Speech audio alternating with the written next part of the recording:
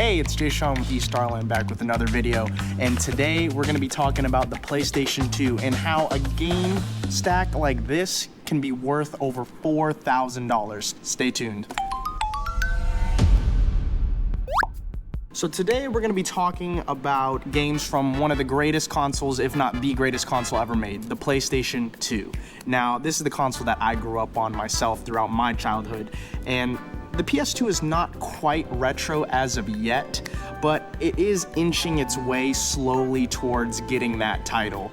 So this particular game stack that we have here, which was priced by that other game shop, I happen to be priced around 2009 to 2012. Now, just a brief history on the PlayStation 2 as a console. Now, the PlayStation 2 was released in March of 2000. The PlayStation 3 came 6 years later in November of 2006, and the PlayStation 4 came 7 years later in November of 2013. So, the fact that these games were priced around 2009 to 2012, that was in the middle of the PlayStation 3's lifespan, and the PlayStation 4 was right around the corner. So the PlayStation 2 was just starting to be phased out. Nobody seemed to care about getting PlayStation 2 games anymore. So let's take a look at some of these games and how they're priced versus back then and how we at eStarland are pricing them here today. So let's take a look at the Silent Hill games. I mean, these are some of the last of this console generation and some of the last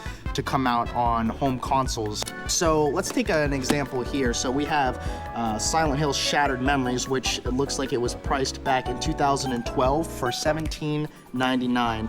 Now it has everything, the manual and the disc, but between $17.99 then, jump till today, this game is priced at $380. Can you believe that? Let's take a look at Silent Hill 4 The Room. That screaming face, I'll remember that. Even though I haven't played this game, I remember seeing that on the shelf.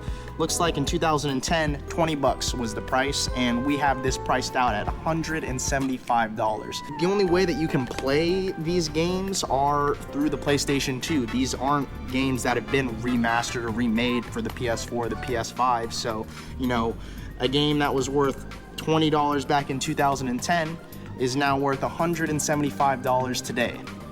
So, we got another franchise here. We got Fatal Frame 1, 2, and 3. Fatal Frame as a franchise would eventually find a new home under Nintendo, straying away from Sony's PlayStation. And the only way to play a game like the third installment here is to have a PlayStation 2. The other games you can play on other consoles, but the third installment you can only play on PS2. Looks like it was graded at $29.99 back in 2011, and it has everything included, but now it is priced at $98. I mean, take a look at the first two, which are both priced around the same day. So it looks like the person turned them in at the same time. Both were valued at 30 bucks, but today these are both $115 a piece. Cha-ching! I'm waiting for the sound effect to pop up in the post-editing process there. A guy like me, I'm a horror buff, and you know, to play games like Echo Knight, Beyond, or Rule of Rose, I have to have a PlayStation 2. I can't just go get this on Sony PlayStation Store.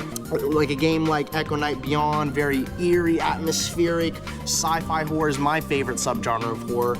$4 back in 2011 there. Has everything, the manual and the game, and it looks really clean, but you'd be paying upwards of $225 for this game today. And we got a big one here, Rule of Rose, a very creepy 1930s atmospheric horror game with some very unsettling children. But aside from the controversy surrounding this game seemed to come and go with time, but you know, it seemed to be worth $20 back in November of 2011.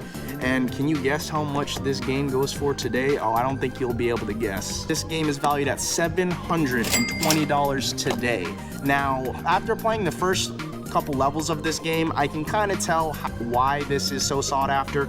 It's a very atmospheric and creepy horror game, but I mean, it's crazy to think that a very obscure game that you can only play on the PS2 can now be worth $720, $700 more than it was once worth back in the day. And take a game like Skygunner. I mean, this is a third-person steampunk aerial combat shooter. Very rare. The only way to play it is on the PlayStation 2. Like, you don't get games like this being remade because these aren't part of any popular IPs or franchises. So it seems like the person who priced this out was well aware of that too. Worth $3.99 back in 2011, and this game can go anywhere from $100 to $500. Let's take a short look at some of these RPGs and JRPGs. I mean, we got Xenosaga Episode 3 looks like in 2010 it was graded at $20. Today we are pricing it out at $258. Shadow Hearts, $30 back in 2011 it looks like, and it seems like it is $175 today. Take a game like Eternal Poison, $24 back in 2010. We got it at $138. Looking for games like these makes the hunt more gratifying due to the PlayStation 2's lifespan. Look at it like this. Over 4,000 games were released for the PS2 in the entire lifespan of the console. Compare that to other consoles of that generation. You have the GameCube, which was around 600 games, and the original Xbox, which was just a little under 1,000. That means you have way more games in the PS2's back catalog if you want to rummage through and find a very specific game that you're looking for. So there's no contest. The PlayStation 2 is the king of numbers as far as rare and obscure games. So fun fact, this stack of games is actually part of a larger trade-in worth $8,000. Yes, $8,000. 180 PlayStation 2 games, $8,000. And this stack of 20 games is worth half the trade-in value of $4,000. I want to thank you all for watching. If you enjoyed these videos, be sure to hit that subscribe button, give us the thumbs up, and hit that notification bell to see what gaming antics we get into next time here at eStarland. This is Jaishon, signing off.